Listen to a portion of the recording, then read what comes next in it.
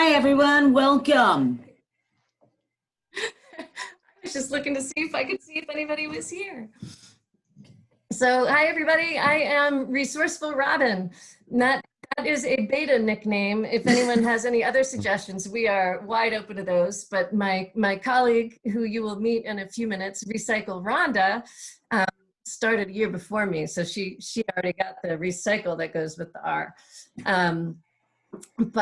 Anyway, thank you very much for joining us today. We are really excited about this brand new series. We're starting to focus on the 3 R's because we often spend a lot of our time talking about the last R, which is recycling, and don't spend as much time as we should on the first 2, which is reduce and reuse. So we set this up in a handy little series of 3, so we could do 1 session on each of those and just focus on that one particular R, although they are all intertwined, because like today's topic is reduce, and there are lots of ways you could reduce. One is by not buying trash that you're going to have to throw away, being really careful about purchases. But another way to reduce is to come up with other uses for the things that you don't need anymore in their current form. So some of it will tie in to the reuse, but we'll be getting there shortly. So I'm joined here by 2 colleagues, Ethan Hausman and Recycle Rhonda Mace, and I will let them each introduce themselves and tell you how this is going to roll. Hi, I'm Ethan. I'm business outreach for CSWD, and I'm going to be your Facebook liaison for those of you that are tuning in via Facebook Live today. So I'll be there fielding. You can comment and engage through Facebook for those that are interested, and Rhonda will tell you more about Zoom. All right, so I am Recycle Rhonda, and so on this is like something very new for us. So some of us, as their first Zoominar. She's talking about me. So be nice, be kind, and we're just trying some new stuff out since we can't get out into the public safely. We thought this would be a second best option. So the way this is going to work, so Ethan's got the Facebook, so if you're on Facebook Live, he will take all your questions, comments, and whatnot. For those that are tuning in via Zoom, if you look at the bottom, there is a Q&A button. That Q can be comment as well. We're spelling comment with a Q today. So those are for questions and comments. So if you have a great link to different things, different ways, tips or tricks to reduce your waste or reduce whatever in your household, in the Q&A, because at the end of the webinar, we will actually do a whole report with the whole question and answer report, and we'll have all of those all of your questions, comments, and links in there, and then we will create a resource for people to be able to access, because obviously we don't know everything, which is why we're doing this kind of back and forth chit chat. So this is not just for us to talk at you, it is going to be a discussion. So Robin's going to show 2 different videos, the kind of start small and the kind of go big or go home, I guess. And at the end, we are going to open it up. So I will unmute you. I will allow you to show your video. We would love to see your shining faces, or even see examples of how you reduce your house. That would be super sweet. So I think that's all. Oh, so with the 3R series, today is reduce, Wednesday is reuse, and that'll be with me. And we will be taking old t-shirts that you just can't get rid of, although it might be stained or a little ripped up. And we're gonna turn those old precious t-shirts into reusable bags. No sewing or artistic abilities necessary, because I can't sew. So second graders can make them. I feel like everybody can. And they make great gifts, just saying. And then Friday, Ethan's gonna wrap it all up with a fabtabulous look at the MRF, which is where all your blue bin recyclables go to get sorted out. We're going to take a look at our MRF that we have today and the MRF of the future. And then after that, you guys can stump the chumps at CSWD. So bring your questions, those items that have caused major fights in your house, bring them with you to show us and see if you can't stump us of where that will go. All right, take it away, Robinski. All right, so the first video we're going to see is called The Story of Bottled Water. And I just want to make sure everybody knows this was made several years ago. So the statistics that are in it might not be perfectly true still today. They were true at the time, but things might have changed since then. But the underlying message is really what matters. And so if you're going out and having a debate on a street corner with somebody, these might not be the statistics you want to quote because they might not be perfectly up to date, but definitely the message itself is as current as always.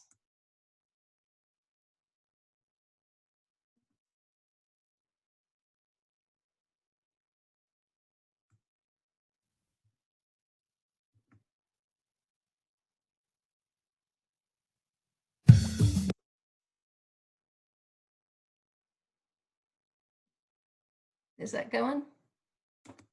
This is a story about a world obsessed with stuff. It's a story about a system in crisis. We're trashing the planet, we're trashing each other, and we're not even having fun. The good thing is that when we start to understand the system, we start to see lots of places to step in and turn these problems into solutions.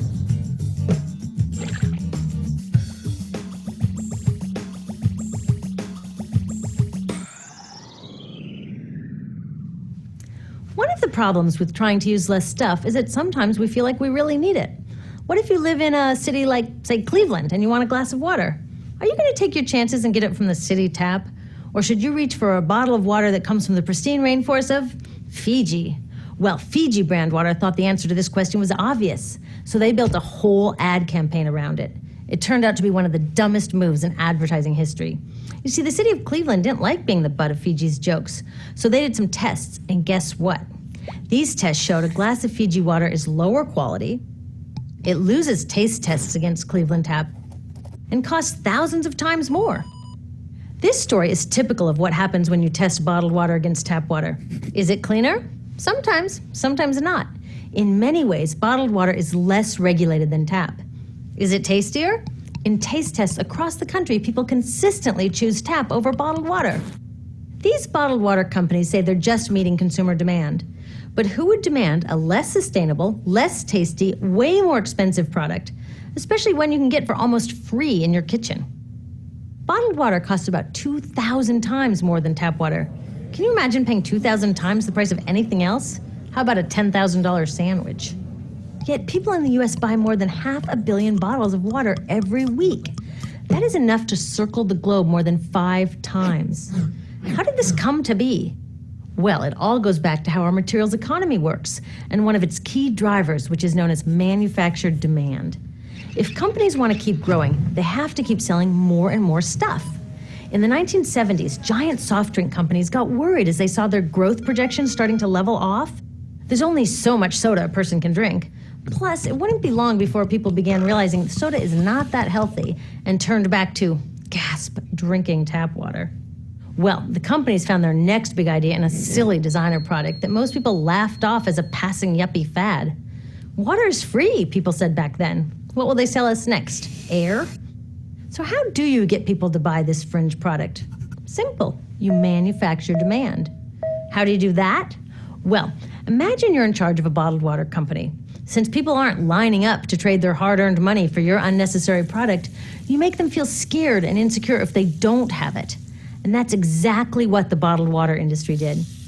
One of their first marketing tactics was to scare people about tap water with ads like Fiji's Cleveland campaign. When we're done, one top water executive said, tap water will be relegated to showers and washing dishes. Next, you hide the reality of your product behind images of pure fantasy. Have you ever noticed how bottled water tries to seduce us with pictures of mountain streams and pristine nature? But guess where a third of all bottled water in the US actually comes from? The tap. Pepsi's Aquafina and Coke's Dasani are two of the many brands that are really filtered tap water. But the pristine nature lie goes much deeper. In a recent full-page ad, Nestle said, bottled water is the most environmentally responsible consumer product in the world. What? They are trashing the environment all along the product's life cycle. Exactly how is that environmentally responsible? The problems start here with extraction and production, where oil is used to make water bottles. Each year, making the plastic water bottles used in the US takes enough oil and energy to fuel 1 million cars. All that energy spent to make the bottle, even more to ship it around the planet, and then we drink it in about 2 minutes? That brings us to the big problem at the other end of the life cycle, disposal. What happens to all these bottles when we're done? 80% end up in landfills, where they will sit for thousands of years, or in incinerators, where they are burned, releasing toxic pollution. The rest gets collected for recycling. I was curious about where the plastic bottles that I put in the recycling bins go. I found out that shiploads were being sent to India, so I went there. I will never forget riding over a hill outside Madras, where I came face to face with a mountain of plastic bottles from California. Now, real recycling would turn these bottles back into bottles. But that wasn't what was happening here. Instead, these bottles were slated to be downcycled, which means turning them into lower quality products that would just be chucked later. The parts that couldn't be downcycled were thrown away there, shipped all the way to India just to be dumped in someone else's backyard. If bottled water companies want to use mountains on their labels, it would be more accurate to show one of these mountains of plastic waste. Scaring us, seducing us, and misleading us. These strategies are all core parts of manufacturing demand. Once they've manufactured all this demand, creating a new multi-billion-dollar market, they defend it by beating out the competition. But in this case, the competition is our basic human right to clean, safe drinking water. Pepsi's vice chairman publicly said, the biggest enemy is tap water. They want us to think it's dirty and bottled water is the best alternative. In many places, public water is polluted, thanks to polluting industries like the plastic bottle industry. And these bottled water guys are all too happy to offer their expensive solutions, which keep us hooked on their products.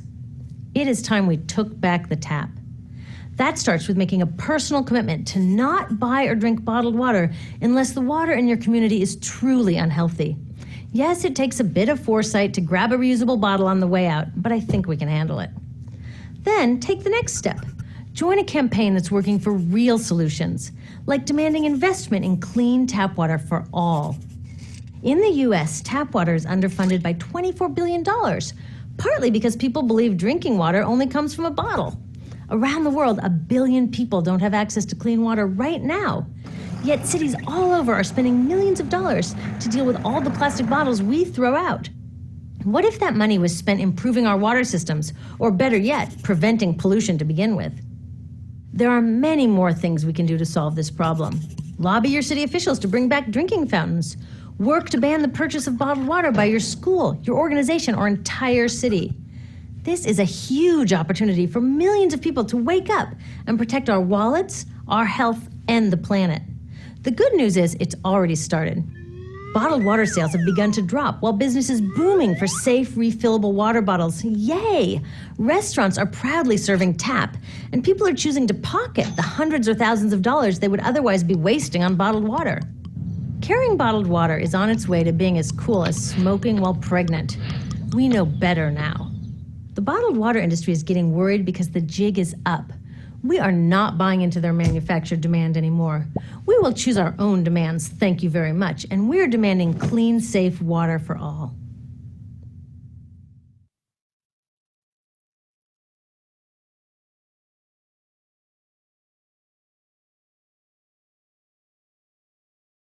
Good.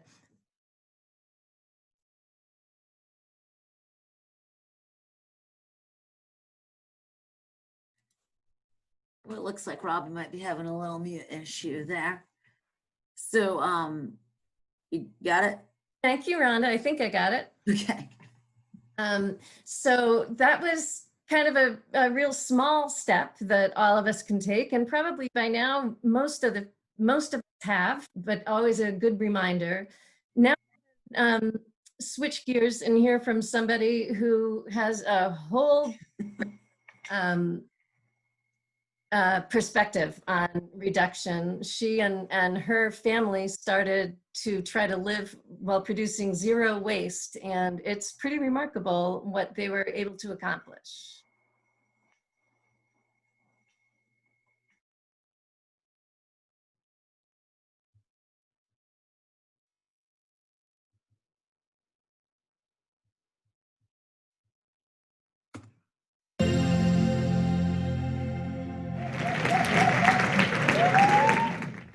Raise your hand if you think that we should recycle more. Well, I don't. My question was a trick. My name is Bea Johnson. I'm the author of Zero Waste Home, and since 2008, my family of 4 produces 1 jar of waste per year. Now, when people find out that I live a zero waste lifestyle, they love to tell me that they too recycle everything. And the city of San Francisco, which has a goal of zero waste for 2020, tells us that recycling and composting as much as possible is a way to achieve zero waste. I don't agree at all. Recycling is not the solution to our waste problem. Recycling requires energy to process, but it also lacks regulations to coordinate the efforts of manufacturers, consumers, municipalities, and recyclers across the globe. Recycling depends on way too many variables to make it a dependable solution. What we put in our recycling bin is out of our control. What happens to it is uncertain. My city, for example, recycles or accepts all types of plastics. But there is only a market for very few of them. And the few that have the chance of being recycled are turned into a product that will no longer be recyclable. When they take a plastic container and turn it into plastic lumber, that lumber is no longer recyclable. It will end up in the landfill, or worse, the incinerator, where the resource will be lost forever. For my family, zero waste is not about recycling more. It's actually about recycling less, by preventing waste from coming into our home in the first place. Recycling for us is a last resort. As a matter of fact, zero recycling is a goal. Now, eliminating disposables from your life in today's society seems absolutely impossible. But we did just fine without all these products not so long ago. Disposability is a modern concept, something that was invented by the manufacturers and their powerful marketers out of financial greed. Now, they promise us time savings in our life so we can be more productive. But don't the products that they sell rather hinder efficiency? They need to be bought, discarded, bought, discarded, bought, discarded. What a waste of time and money that is. But how do you stop that endless cycle? We find that eliminating disposables is actually quite simple. My family has been able to achieve it in 3 steps. Number 1, to simply eliminate single use from our lives. There is a reusable alternative for every single disposable item out there. Rediscovering them was an epiphany for our family. We've been able to eliminate paper towels, plastic wrap, aluminum foil, freezer bags, disposable pens, and yes, even Band-Aids, menstrual products, floss, Q-tips. I would have never thought that I could live without all these products. Do I miss them today? Not one bit. Quite the contrary, actually. I no longer have to go to the store to buy those things. I no longer have to put them in my car. I no longer have to carry them 36 steps to my front door. I no longer have to store them. And then I no longer have to sort them. My kids no longer have to take all these materials down to the curb to be recycled. And my husband is quite happy with the financial savings. They've allowed us some pretty amazing family activities. Now, the trick in adopting reusables is to keep an open mind to the alternatives and give yourself some time to get adjusted to them. Men are particularly addicted to paper towels.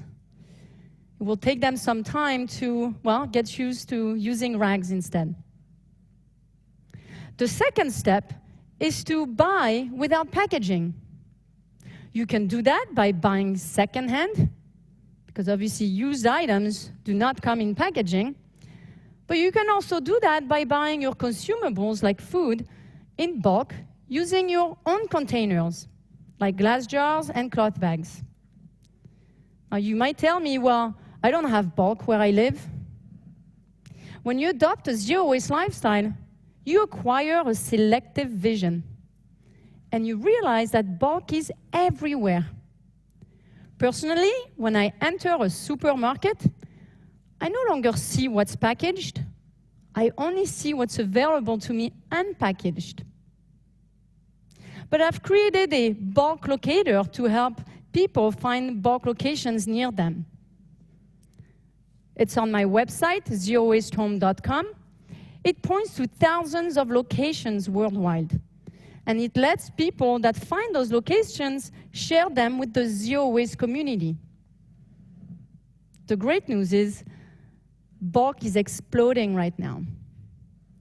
My book has inspired the opening of countless unpackaged stores throughout the world, like Unverpack Kiel, which was Germany's first bulk store. And then Naturlich Unverpack in Münster itself. Now, if you plan on bringing your own jar to get it filled with cheese at the regular supermarket, it takes a bit of guts.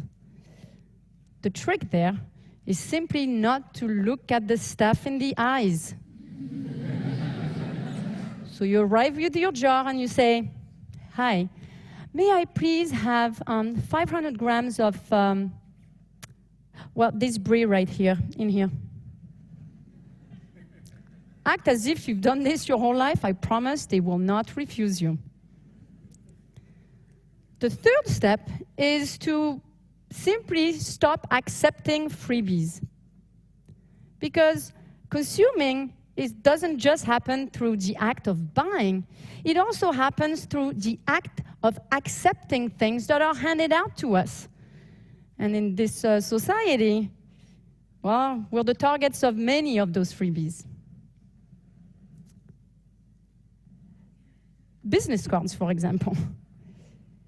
I have found that in 99% of the cases, when someone tried to give me a business card, I've already had a contact with the person.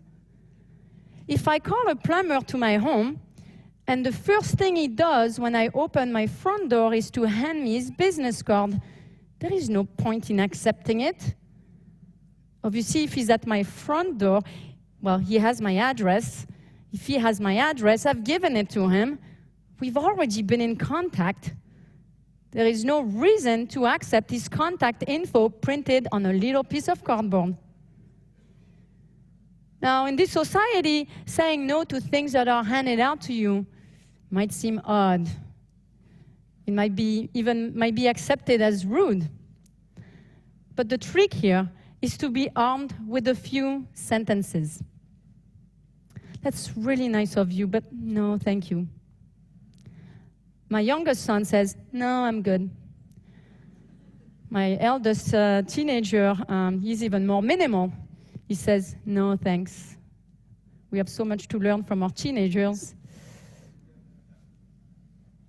Accepting is condoning, just as buying is voting. Every time we make a decision, we have the power to support a practice that is either sustainable or one that is not. Every time we buy or accept disposables, well, it's a way for us to perpetuate not only this unresolved recycling system, but also all the practices that the materials entail. Did you know that BPA contained and released by some plastics into food has been linked to cancers and smaller penises in infants? Yes, I just said that.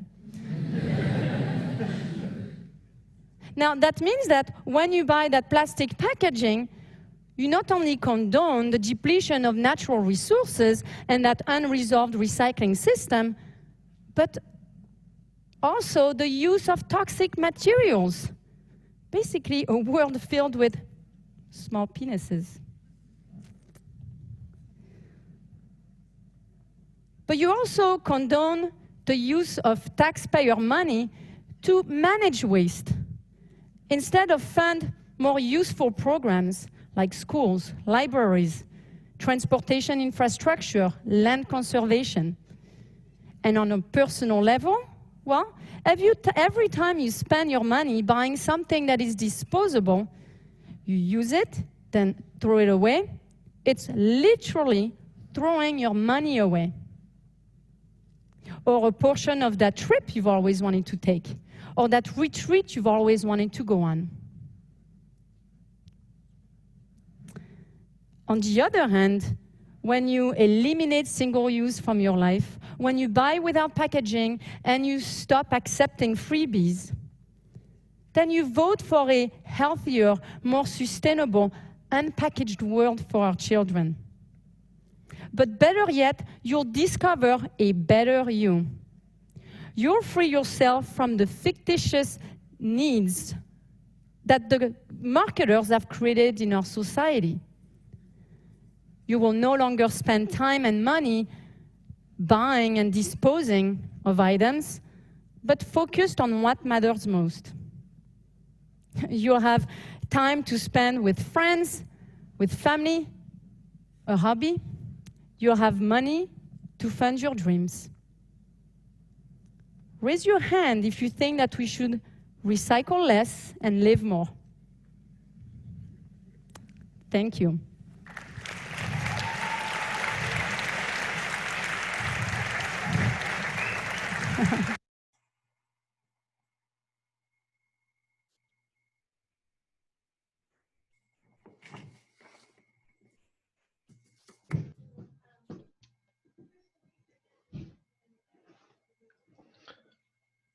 You're muted, Robin. There we go. There we go. Hi, everybody. Welcome back to both sound and video at the same time. So I know when Ethan and Rhonda and I first started talking about what videos would be good to show here, I was a little hesitant about this one because it feels like an almost unattainable goal. And I mean, she makes the point that you can do all of these things with replacements. And I'm sure that's possible. I haven't figured out solutions to all the things that she mentioned, but where I ended up and where I want to encourage you to end up is that there's a whole lot of room between, you know, just not buying bottled water and, you know, producing 1 jar of waste a year. You don't have to go all the way to the 1 jar of waste a year in order to be being helpful. You're being helpful just with the water bottles. And there's all kinds of ways you can move along the spectrum from there to get closer and closer to where she is. We're not here telling you, you know, never buy Q-tips or anything like that. But I think her perspective it's a really important one in terms of rethinking so many of the small decisions that we make in our lives. It would never have occurred to me to go get cheese in a glass jar instead of you know, I don't buy it all pre-wrapped in plastic, but when I buy it, you know, from the deli counter, whatever, it comes wrapped in butcher paper. And that's still something that is going to need to be discarded. So that's just a little thing that it had never occurred to me. And I'm sure there are lots of things that all of us do and see every day that if you just start thinking about, where is this going to end up? And are there other ways that I could replace this product that I'm buying, you know, with something that I already have at home? Or do I need this at all? And just start every time, just the way, you know, every time I'm about to dispose of something, I think, is there an alternative to the trash? Could it go in recycling? Could it go in composting? It reminded me that I need to start thinking about that way, way earlier in the process. And when I'm at the store, you know, everything that you buy in packaging, you're basically paying for trash. Even if you're paying for stuff that can be recycled or downcycled, you're paying for something that you have to dispose of, rather than just paying for the actual thing that you want. And one place this comes into my world quite a lot, especially lately with the pandemic, is I like to have a glass of wine or two in the evening. And there's a whole lot of packaging that goes into getting that glass of wine to me. You know, when you start with grapes, you know, over in Europe, they crush them, they make them into wine, then they put them in these glass bottles, which go inside cardboard boxes, which go inside big steel shipping containers, and then they ship them over here. And then we buy them, carry them home in a bag. Then, you know, after you've consumed the wine, you've got a bottle and a cork. And, you know, that's a whole lot of stuff that's gone on. There's a place in Quebec that back before the pandemic, I used to be able to go to, where they have the wine shipped in enormous stainless steel containers, you know, like the size of, you know, small train cars, and you can bring your own bottles and fill them. So it's, you know, you're buying wine in bulk, just the way you can buy, you know, dried beans or sugar or granola in bulk. And one thing that has really excited me within the last few years is there are a few restaurants in Chittenden County that now are buying wine that way, and they have wine available on tap. It's so you can buy, when you're just buying a glass of wine, they're not popping open a bottle, pouring it, and then putting the bottle back on the shelf. They're actually buying it in these huge containers. So the money that they're spending on that wine, they're spending just on the wine. They're not paying for all those other steps, so you can get a higher quality wine at the same price point. And I'm sure you could do the same thing with soda or non-alcoholic beverages. Wine just happens to be one that resonates with me right at the moment. So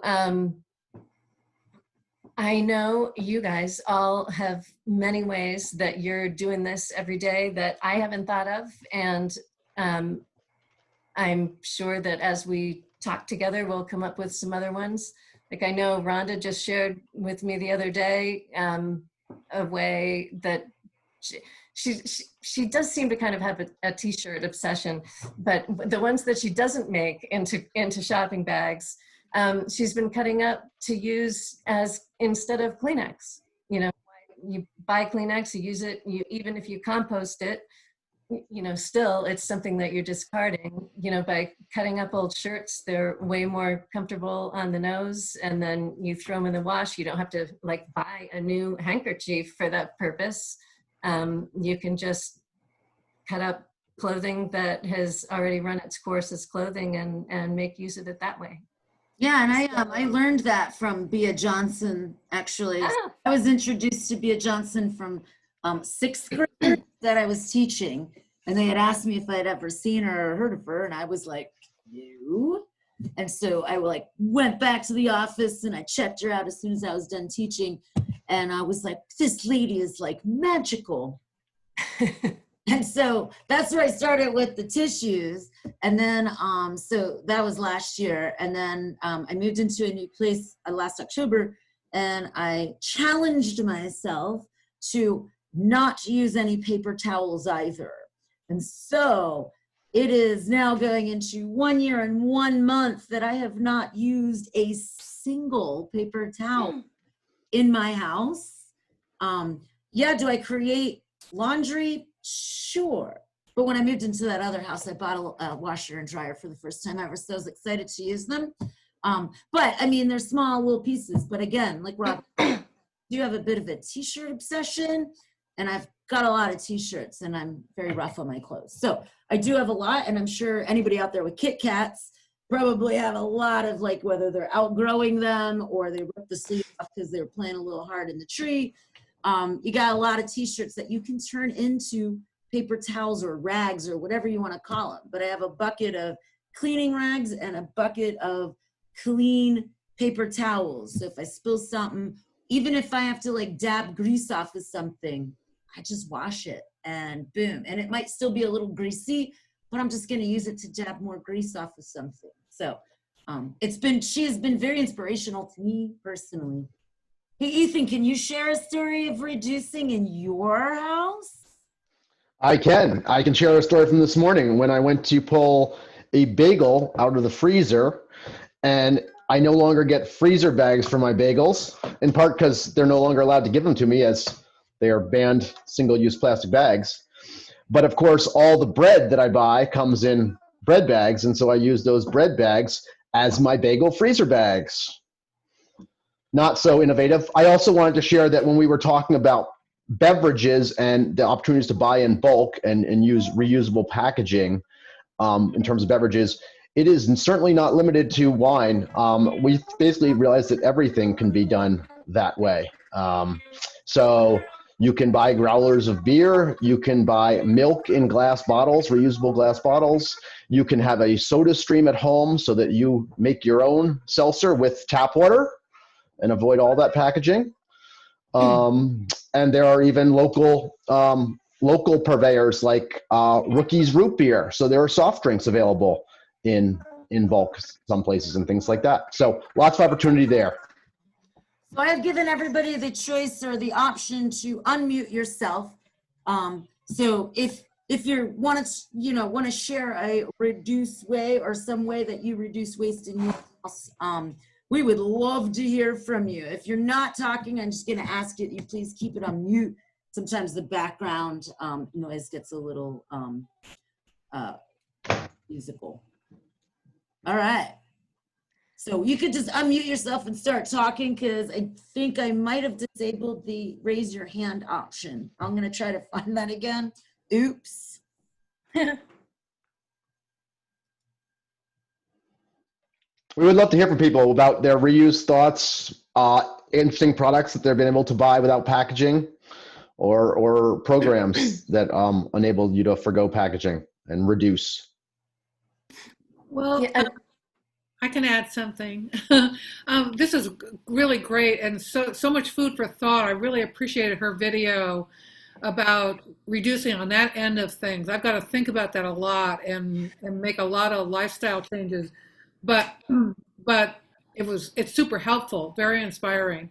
I think the thing that we did this last year, and it was COVID related, I run a all neighborhood yard sale every year for our whole neighborhood. We have 50 homes in a very old school kind of 60s neighborhood. And it's because of COVID, we've done that for 10 or 15 years, which everything gets reused. But this year, because of COVID, and I think we'll switch over to this completely, we made it an all-free neighborhood sale, and we had 20 homes, and everyone just took all of their things for that Saturday and Sunday to the end of their driveways. And oh my gosh, just everything flew out of every single driveway. I mean, including lawn tractors that were dead that somebody thought they could fix. And I think it did two things. It rehomed all those things, but I think it got everyone thinking now, with Front Porch Forum, which is about to blow up with free things, as you know, but that was early on in the COVID, but I think it got people thinking about let me just give this away instead of, let me rehome this instead of sending it to the dump. And it felt good. I mean, and because we did it as a whole neighborhood, I think there was a lot of energy around it, and also a lot of example for the kids. You know, the kids were dragging out things too. So anyway, but thank you for that film and for me getting to think about that end of the process. Thanks, Sally. That's awesome sauce. Yeah. Anybody else? I did enable the hand raising thing. I found where that was. So if anybody else wants to share, we would love to hear. Go ahead, Kate. I just have a quick question. I'm wondering if you guys are aware of places where you can buy like bulk, I'm thinking about like soaps, you know, like hand soaps and like shampoos and that kind of thing. Because I feel like we're constantly going through like, oh, I got to go buy another bottle of hand soap. And, you know, sometimes we try to use bar soaps where we can, but the kids really like those hand soaps. I haven't checked lately, but they used to have liquid soaps in bulk at the co-op, when it was the co-op before it moved downtown as City Market. They used to have like, I think it was a local version of the like Dr. Bronner's Castile soap that I think was from Underhill. Yeah, and I Does think anyone know Healthy if this Living does as well, or they did. it's in the bulk, like near the bulk food section. Okay, thank you. Mm-hmm. Or have the kids like research how to make their own soap, liquid soap. Just saying, as a teacher, I mean. That's actually a good, great idea, Rhonda, because we've noted there are a lot of household products that can be made at home that don't need to be purchased. And we actually have had a resource of those recipes compiled in the past. And I'm sure we could at least, if we don't have any more of the printed copies, we could get you an electronic copy. Yes, great idea. So many cleaning products, and they're less toxic than a lot of the options that you can buy in the stores as well. So just a little side note that the new house that I moved into, I think the people that lived here prior to me must have cooked with like bacon fat or lard or something like all the time, because it's like the chop cabinets were like so thick with grease. And I was like so close. I was like, oh God, I'm gonna have to get that nasty cleaner stuff. But half vinegar, white vinegar, half Dawn dish detergent, put it in a spray bottle, boom, eats right through the grease. It was pretty amazing. And I love the smell of vinegar. But you can also add like oil essence stuff to it too to make it smells much like vinegar. But that works great. It works great for grease stains on your clothes too. I told you I was a little messy, but a lot of that problem. So, which is why I originally made the solution, but it works great for grease stains on clothes too. Anybody else want to share their reduce stories or have a question? Oh wait, I got a Q&A box. Hand soap, olive oil. Oh, okay. So Sally says there's hand soap, olive oil, maple syrup, among other things at City Market in bulk. Yeah. That's some great examples of products that you don't usually come across. Soy sauce. Oh, and this lady, Jen Holiday, says Vermont Soap Company sells refills for their foaming soaps in half-gallon containers. Thanks, Jen Holiday, for that tidbit. But these are the things, like I didn't know that either. And I'm always trying to look. And that is one of, I was going to say, that is one of the ways that you can reduce is you can just buy refills so you buy the spray bottle of the cleaner if you don't make your own, but then you buy the jug to refill your spray bottle because the spray bottle has a lot of extra plastic in it for the dispensing and all of that. So opportunity there to reduce your packaging. Ooh, something I learned too. Those little foamy hand soap thingies, you don't have to keep buying them. They work with anything. You just fill it like 1/3 soap, 2/3 water, and mix it up, and it foams away with any kind of liquid soap. It's cheap. And I grew up in a very, very, very poor household, so reducing and reusing is like top game for me. I've been doing it since I was a knee-high to a grasshopper, if you will. Now I just do it for better reasons, but it is a more economical way to not having to buy 100,000 of those foamy soap things. I thought it was special soap, but apparently it's not. Anybody else? All right, well, we can keep them coming in. So again, this is going to be on Facebook Live to this, so it will be on Facebook. And I'll throw one more out there while people are thinking. And this was something that a friend of mine suggested to me, and I was so embarrassed that it had never once occurred to me before. This is going back to pre-pandemic. I often cannot finish my meals at restaurants because the portions are just ridiculously large. So everything I buy, I assume like this is going to be dinner tonight and it's going to be lunch tomorrow. And so I asked them, can I take this home? And they put it in a container of some sort and give it to me. Now, almost all the time these days, those containers are compostable. So I use those like as my kitchen countertop container to collect all my little food scraps in and then take it out to the compost. And I thought that was, like a good thing to do. And a friend of mine was like, why don't you just bring your own containers? And I was like, that is an excellent question. I do not know, because it just hadn't occurred to me that was an option. I mean, that's what I do at home when I have leftovers, is I put them in my own containers and put them in the fridge. And it's just like taking your own bags to the grocery store. Once it becomes a habit, it becomes a habit. So now, in addition to my bag of bags in the car, I have a bag of containers in the car. So if I'm getting food somewhere, I can take half of it home and eat it the next day without having to, use a virgin container. Even if I'm reusing it for a couple of times on its journey before it, is disposed of, still it's an object that didn't have to be produced because I brought something else. And I think something too that you brought up, Robin, is that it's like it takes time to get into a new habit. So you don't have to feel like you have to jump into 72 different, reduce your waste kind of habits or whatever. But I mean, one at a time, and it took me forever to like remember to put bags in my car. But now it's like so embedded in what I do. Like I unpack my groceries, hang them on my kitchen door so that they go right back out to my car the next time I use my car.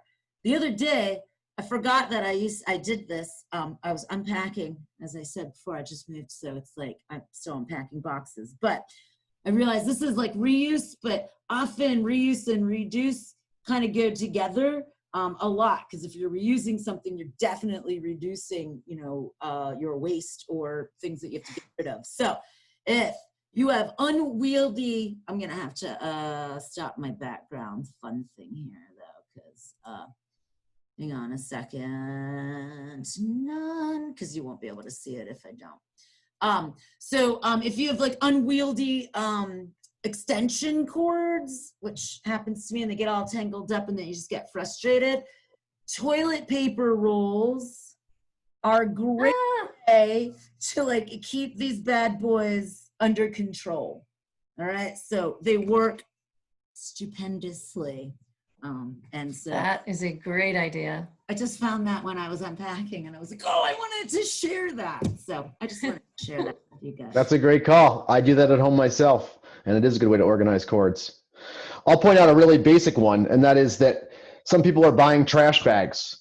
The reality is I bet you have enough bags that from other products around your house that you'll never need to buy bags to bag your trash. So I take like the large bags that I buy my cat food in, and that becomes the bags that the cat litter goes into when the cats are done. So that's just one example of a closed loop of cat or something. Cat food to cat litter bags. But that's there are many opportunities to reuse packaging, even if you're going to have to eventually discard it. At least you get a little bit more use out of it and are not buying new forms of packaging. Jen Holiday brought up something in the Q&A. Some restaurants will use your containers for takeout, probably less so with COVID. However, you can just scrape your own food into your container. I think that that would be allowable. I don't know. I mean, I would check with the restaurant, but that's a good point. That things, a lot of the stuff might not be applicable right now during COVID, especially with the bulk stuff. I know that when I went to get a bunch of restock after I decided to venture out of the house in like June or July, I was like, oh, the bulk stuff. Still like big bags of it, but it still was in bags, and I brought all my containers, but not thinking. So just some things are a little different until we can weather through this and get on the other side of this pandemic. Any other questions? I'll just say about COVID that that most stores now will let you bring reusable bags in. In fact, I'm not aware of any that don't. Some will still ask you that you need to bag your own if you do that. However, in general, there has not been a lot of documented evidence of transmission through like reused materials like that, and so things have generally loosened up a bit, and there's less concern about, for instance, bringing your reusable bags into the store. Did you say something about reusable bags, Ethan? I did. Wow, because it's funny you would say that, because this Wednesday, learn how to make your own reusable bag and other tips and tricks of reuse in your house. So it's not just going to be about making a bag. It should probably take us about 30 minutes. All you need is an old t-shirt and a pair of scissors and a sense of humor, because, well, we always need a sense of humor. So if you need a reusable bag, you can come to the workshop on Wednesday. So you can sign up, I guess at cswd.net/webinars. I'm not sure of the address, but you can find it on cswd.net. You can sign up there, and we'll have a link to it because we'll do a follow-up email to this as well, and we'll put a link to that and into Ethan's fabulous tour through now and the future. And that is confirmed. That is cswd.net/webinars. Ooh. Excellent. Thank you, Ethan. Yeah. All right. Anybody else? Oh, hang on. There is. All right, Sally. Oh, Sally, you are welcome. Thanks for joining us, Sally. Excellent. Yes, thanks. Good to see you, Sally. The most fun part of this for me is the tips that I glean from hearing what everyone else does, and people innovate on their own, and it's always nice to hear those suggestions for how we can reduce and reuse. So keep those suggestions coming. You can send them in on Facebook, or you can email them to any of us. Let's say me, just because I'm talking, RORR@cswd.net. Send in any other reduction ideas you have or come across, and we'll get the word out. One last thing, just on the follow up on the bags, is another COVID thing, and possibly also related to the plastic bags ban that we have. A lot of stores are no longer taking those plastic shopping bags back. There had been, containers where people could bring back those bags to get recycled. So I've gotten a couple hotline calls from people saying, well, what am I supposed to do with all these plastic bags? And about simultaneously, I was using the last plastic bag that I had squirreled in my house that I use for scooping my kitty litter into. I also use my big kitty litter and cat food bags. But for every person that has a stash of plastic shopping bags that they don't need, there are probably other people who have dogs and cats that need to use some sort of plastic bag to clean up after their pets, that would be thrilled to have them now that they aren't getting them for free every time they go to the grocery store. Great use of Front Porch Forum, I would say. Yeah. And in the park right across the street from my house, people have, like they just hung one big plastic bag that's full where everybody can drop off their own plastic bags. So convenient for people walking dogs. If they've forgotten a bag at home, they're right there and available.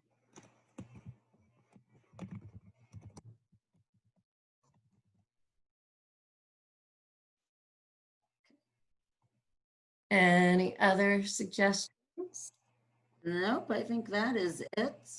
Thank you. The biggest takeaway for me was just taking a really hard look at everything that I bring into my house. Before, if I'm in a store thinking about getting an item is, taking a good look at the packet. I've always been selective about, trying to ensure that the container I got was not going to be trash, that it was going to be recyclable or compostable. But, taking that next step and thinking, well, even that is waste, is wasted resources that that I should think harder about how to avoid. All right. Well, thanks guys for joining us. This was a hootenanny.